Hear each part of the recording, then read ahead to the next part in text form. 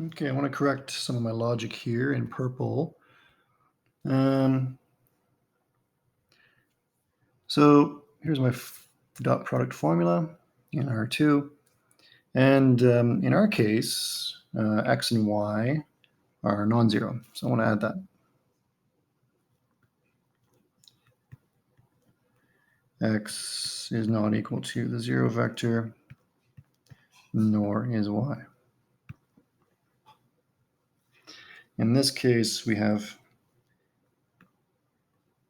if and only if. Yep.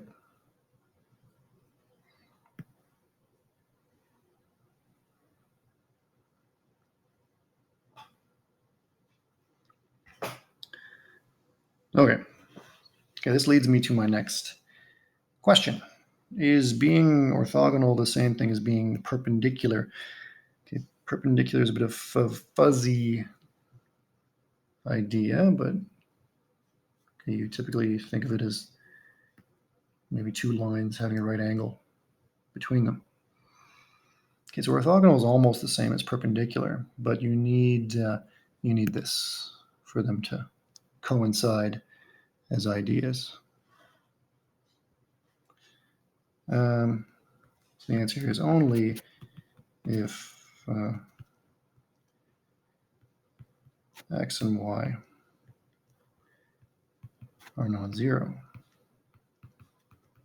because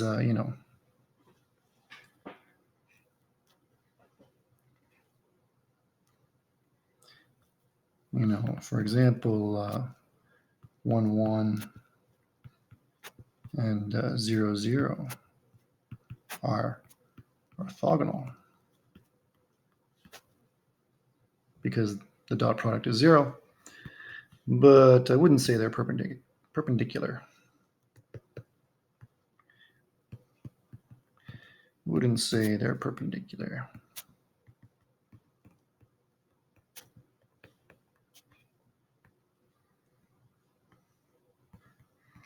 The other exception is, I guess, when you get above R3,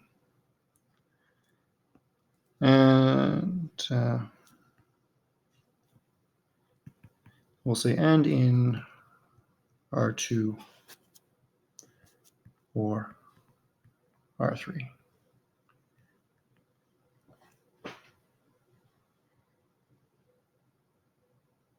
Okay, because when you get to R4, what does perpendicular mean? I don't know. Kind of loses its meaning. But orthogonal retains a meaning. Okay, pause and copy this example. So here we're going to do a fairly typical calculation to answer this question. What we're going to do is square both sides. This is a very common technique, so pay close attention. So I square both sides. Squared.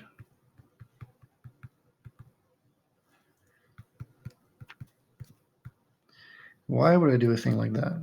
Well, because now I can use the dot product over here. Recall. If you have u dot itself, you get length of u squared. So I'll be using this equation kind of backwards right here.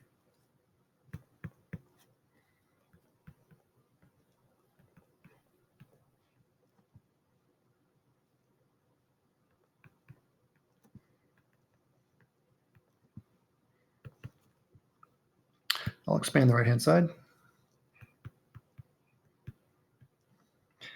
Forgive me if I don't write all of my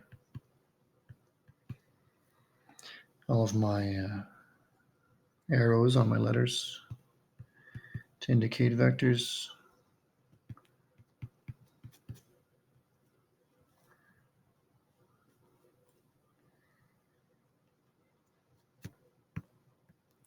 Now I can do this dot product the way I normally would. I'm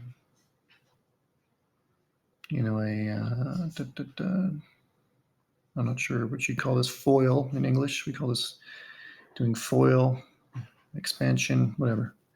So you get x dot x plus x dot y first outer, yes, outer x dot y plus y dot x plus y dot y, plus y dot y is equal to ditto, same thing on the right hand side.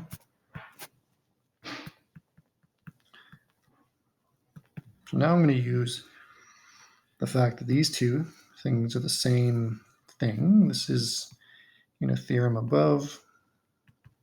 And I'm also going to use this recall dude. So, okay, where am I?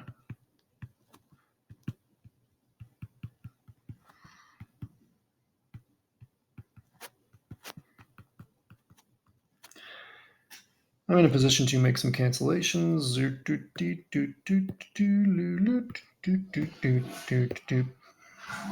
And then the twos cancel.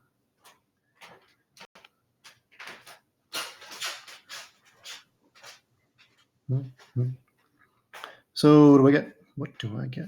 What do I get? I get that x dot y is equal to x y.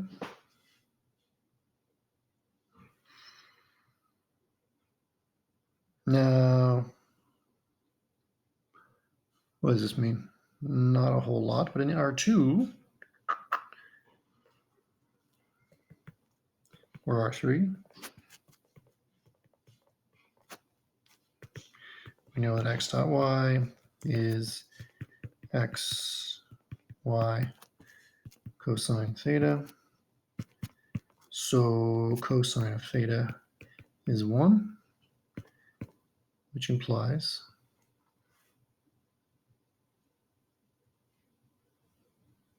that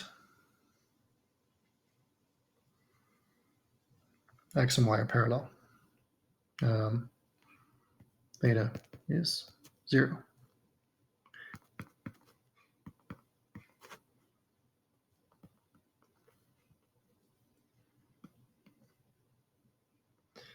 X and y, not parallel. They have, well, the angle between them is 0.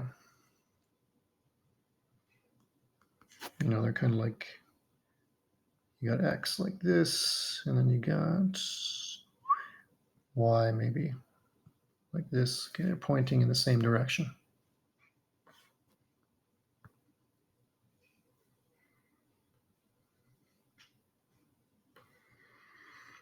Okay, last thing I want to talk about is a trio of theorems. First one is a version of Pythagoras. Pause and copy.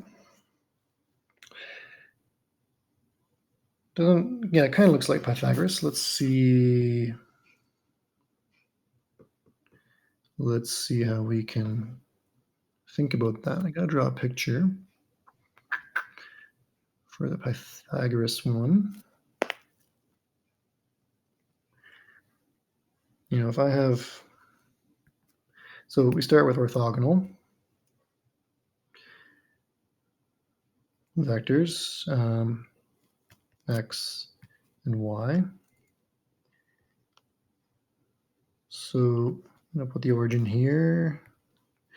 If I add them, you go like that, go like that. So this is y again up here, x over there, y down there, and then this vector is x plus y. Okay, now we can make sense of it. We see that this is the hypotenuse of my triangle. And here's my, whatever, adjacent and opposite. Okay, Cauchy-Schwarz is a, what should I say? Important?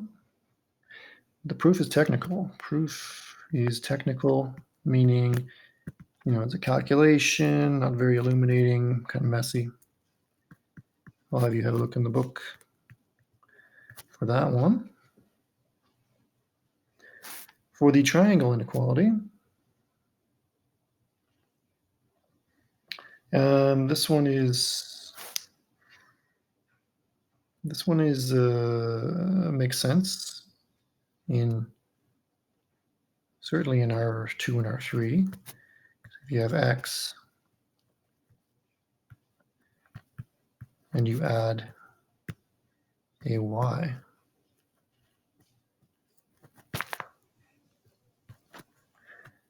what do you get as a picture?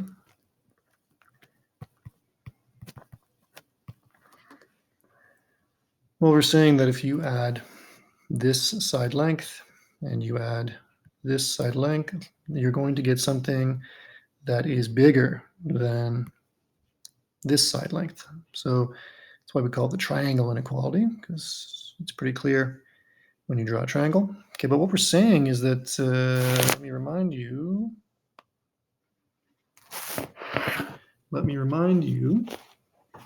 that we're working in Rn here. Okay, so I've drawn a picture in in R3, let's say, just to kind of motivate, but I want to underline that these theorems are valid in Rn, R4, R5, R6. Because the pictures are merely to help you get your foot in the door. Okay, how could we prove the triangle inequality? I can't remember, but I'm guessing that we will square both sides and do, you're comparing this guy and this guy, right? And you square both sides and you come down to this. And then you say Cauchy-Schwarz comes into play, I believe. Yeah, Cauchy-Schwarz comes into play. Okay, so I've given you a hint. So that